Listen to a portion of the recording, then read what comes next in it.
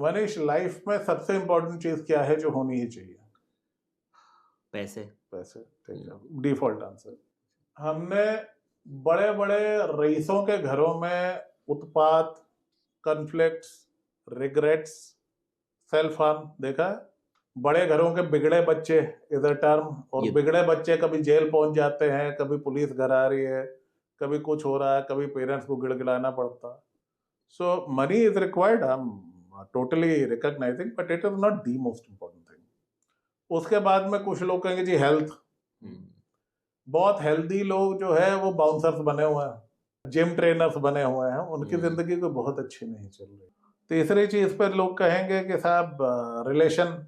कुछ लोग हैं जिनके की बहुत सारे रिलेशंस हैं, उनमें हमेशा तूफान ही रहता। फिर एक और मैं अपनी तरफ से जोड़ देता हूँ, पावर।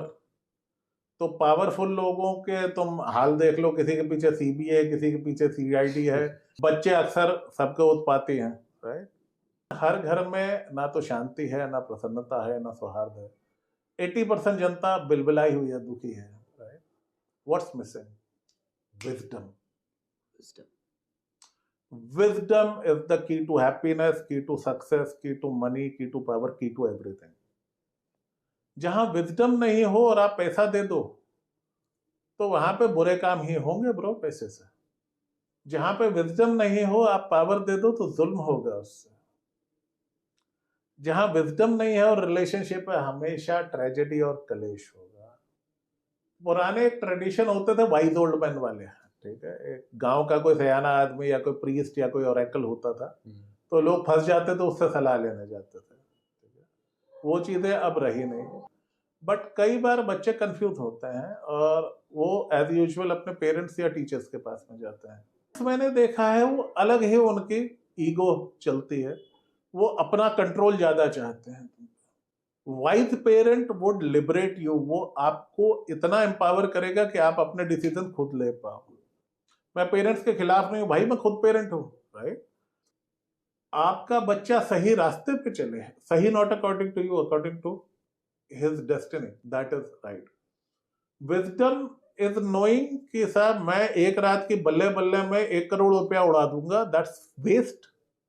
उसकी बजाय मैं अपने बच्चे, बेटा बहू को एक अलग घर लेके दे दूंगा, उसकी वैल्यू भी बढ़ती रहेगी, दोनों उसमें पार्टनर भी रहेंगे और जिंदगी में किराया नहीं पे करना पड़ेगा कि बच्चों ये मैंने कर दिया, अब याद करोगे तुम। पैसा एकदम से आया, मुझे नवी गड्डी लेनी है, क्यों लेनी है, बचा लो थोड़ा पैसा, विजडम नहीं है।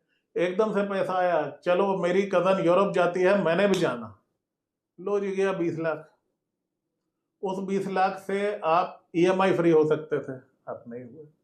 पावर आ गई, आपने बगैर विजडम के जाके को पुठा पंगा ले लेना जो आपके गले पड़ेगा लॉन्ग रन में। Wisdom is the key to success. Wisdom is the चाबी जो आपको हर चीज को सही तरीके से चलाने का तरीका देती है। सो हमारे यहाँ पे लोग क्या जज्बाती बहुत है। हिंदुस्तान का चंद्रमा कर्क राशि, मेरा खुद का, मैं खुद बहुत बल्ले बल्ले इमोशनल आदमी रहा हूँ।